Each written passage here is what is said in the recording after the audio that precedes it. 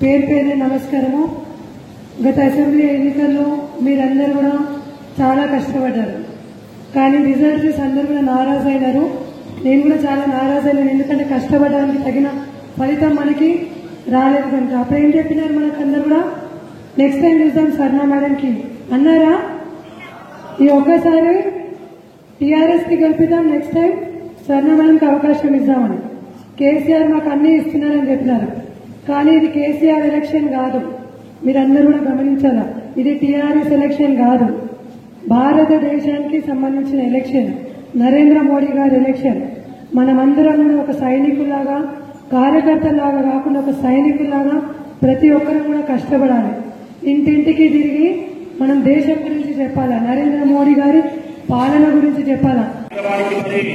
మనందరినీ కూడా ఉత్తేజపరిచి రాబోయే రోజుల్లో పార్లమెంట్ ఎన్నికలలో అత్యధిక మెజార్టీ ఓట్లు సంపాదించడానికి మనల్ని కార్యోన్ముఖం చేయడానికి విచ్చేసినటువంటి గెలిచినటువంటి సత్పడినటువంటి భారతీయ జనతా పార్టీ కుటుంబ సభ్యులందరికీ కూడా పేరు పేరున హృదయపూర్వక నమస్కారాలు తెలియజేస్తున్నాను. మీ అందరికీ తెలుసు, ఈరోజు జరుగుతున్న ఎన్నికలు రాష్ట్రానికి సంబంధించినవి కావు, దేశానికి ప్రవేశపెట్టడం జరిగింది. కాకపోతే మన దగ్గరికి వచ్చేసరికి ఏ పథకాన్ని ప్రవేశపెట్టినా కానీ అది మనం ఎక్కువ ప్రచారం చేసుకోకపోవడం వల్ల అది ప్రజల్లోకి వెళ్ళకపోవడము, అయినప్పటికీ కూడా చాలా వరకు భారతీయ జనతా పార్టీ కార్యకర్తలు కష్టపడి వాటిని ముందుకు కూడా తీసుకుపోవడం జరిగింది. ఇవాళ విద్యార్థులు ఆదివాసీ గ్రామాల్లో లీడ్ తీసుకొస్తా, జనరల్ స్థానాలైన నిర్మల్, ఆదిలాబాద్ మీరు ఎంత లీడ్ తీసుకొస్తే నేను అందరూ మెజార్టీ గెలుస్తానని చెప్తా ఉన్నాడు. కాబట్టి మనం స్ట్రాటజీగా తీసుకొని రేపు రాబోయేటువంటి ఈ 10 రోజుల సమయం ఏదైతుందో ఈ 10 రోజుల్లో మనం రేపు తప్పకుండా మెజార్టీ చేసి పార్లమెంట్ ఎన్నికలు పార్టీలకు అతీతంగా మనం అందరినీ కలిసి అత్యధిక మెజార్టీతో గెలిపించి ఈ నిర్మల్ నియోజకవర్గం నుంచి 50,000 ఓట్లు మిమ్మల్ని ఇప్పుడే నేను సంబోధించాను. నిజంగా కూడా కార్యకర్తలే మనం అనుకున్నట్లయితే ఈ రోజు ప్రతిజ్ఞ తీసుకోవాల్సిన అవసరం ఉన్నది. దేశ భద్రత 5 ఏళ్ల పాటు సజా అనుభవించేటువంటి పరిస్థితులు కూడా చూడండి. ఎన్నికలు, అసెంబ్లీ ఎన్నికలు, ఎమ్మెల్యే ఎన్నికలు జరిగినాయి. అది మన రాష్ట్రానికి సంబంధించిన ఎన్నికలు. ఈ రోజు ఎన్నిక జరుగుతున్నదో మన దేశానికి సంబంధించిన ఎన్నిక. దేశానికి సంబంధించిన ఎన్నిక పార్లమెంట్ ఎన్నిక అనేసరికి అందరిలో నరేంద్ర మోడీ గారు నిర్వహించడం జరుగుతుంది. కమ్యూనిస్ట్ పార్టీ పక్క రాష్ట్ర ముఖ్యమంత్రి చంద్రబాబు నాయుడు, అవతల పక్క రాష్ట్ర ముఖ్యమంత్రి జనతాదళ్ ముఖ్యమంత్రి కుమారస్వామి, దేవేగౌడ, పైన ఉన్నటువంటి లాల్ ప్రసాద్ యాదవ్, అఖిలేష్ యాదవ్, ఈ రకంగా దేశంలోని అన్ని పార్టీలు ఒక్కటే మోదీ గారిని ఓడించడమే లక్ష్యంగా గొప్పగా చెప్పుకుంటా ఉన్నారు. మోదీ గారిని దించడం కాదు, మీరు ఈ దేశం కోసం, ఈ రైతుల కోసం, ఈ తల్లుల కోసం ఏం పని చేస్తారో అని చెప్పేసి చెప్పుకోవాల్సింది పోయి మోడీ గారిని దించాలని మా లక్ష్యంగా మాట్లాడారు. ఆశ్చర్యం వేస్తారు. ఆదిలాబాద్ జిల్లా, ఉమ్మడి ఆదిలాబాద్ జిల్లా పార్లమెంటు ఎన్నికల సందర్భంగా బీజేపీ పార్టీ బూత్ స్థాయి నుంచి ఏర్పాటు చేసిన మరి ఈ సభా అధ్యక్షులు ఈ జరగబోయే ఎన్నికలు ఈ రాష్ట్రానికి సంబంధించిన ఎన్నికలు కావు, ఈ దేశానికి సంబంధించిన ఎన్నికలు. ఈ దేశాన్ని కాపాడే నాయకుడు కావాలా, ఈ దేశంలో ప్రజలందరూ కూడా సుఖశాంతులతో మంచిగా ఉండాలన్న ఉద్దేశంతో మరి గతంలో కాంగ్రెస్ ప్రభుత్వం ఉన్నప్పుడు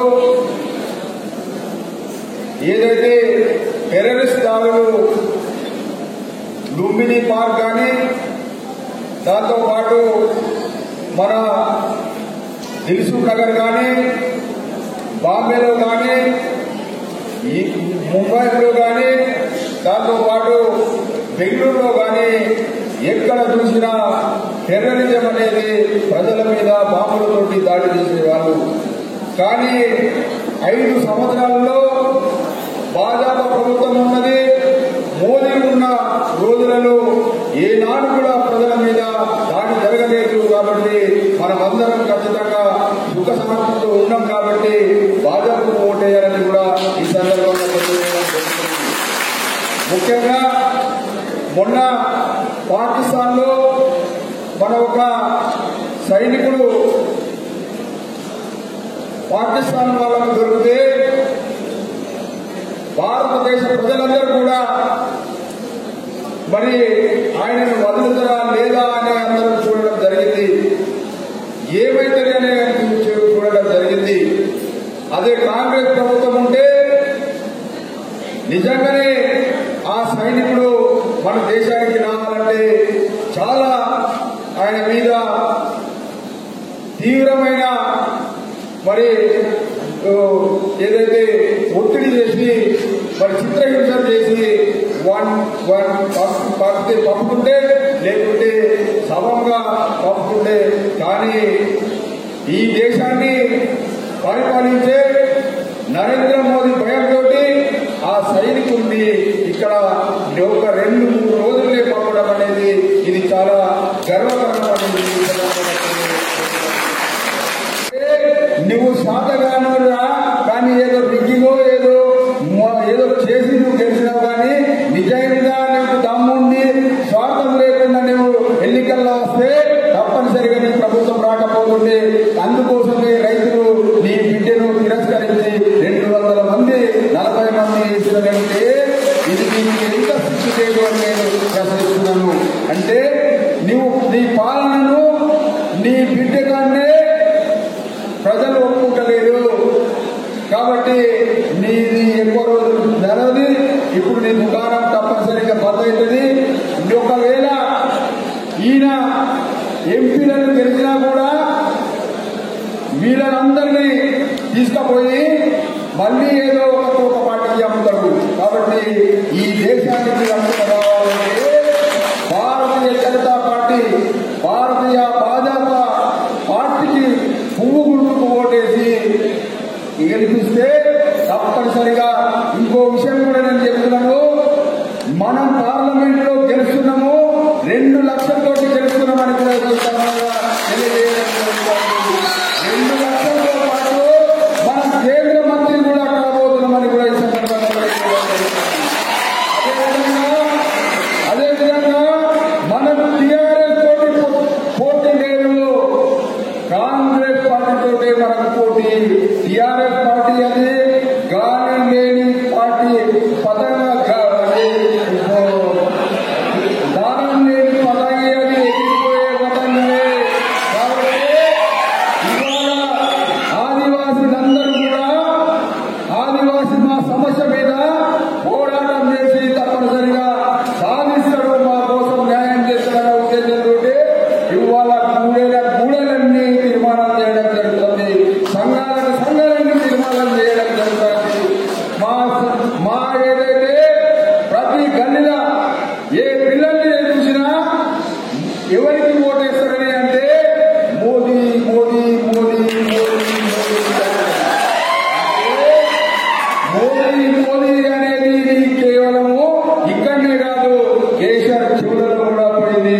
ఆయన డ్యూటీ పెట్టుకున్నాడు, ఈ ఎన్నికల దాకా తిరిగాడు. ఈ గాలిని ఎవరు ఆపలేరు. నేను చాలా మంది ముస్లిం సోదరులను అడిగిన, भैया कैसा करेंगे, मेरे को तो वोट डालना, मैं तो भाजपा में खड़े होगा. साहब बोले हम ऐसा देख के पूर्व मारेंगे उनके वोट में అంటే మేము కళ్ళు మూసుకుంటాం కానీ పువ్వు గుర్తుకు మాత్రం వేస్తామని అంటున్నాడు. జనాలలో ఎంత చైతన్యం వచ్చింది, ఆ చైతన్యమే భారతీయ జనతా పార్టీని గెలిపిస్తుంది.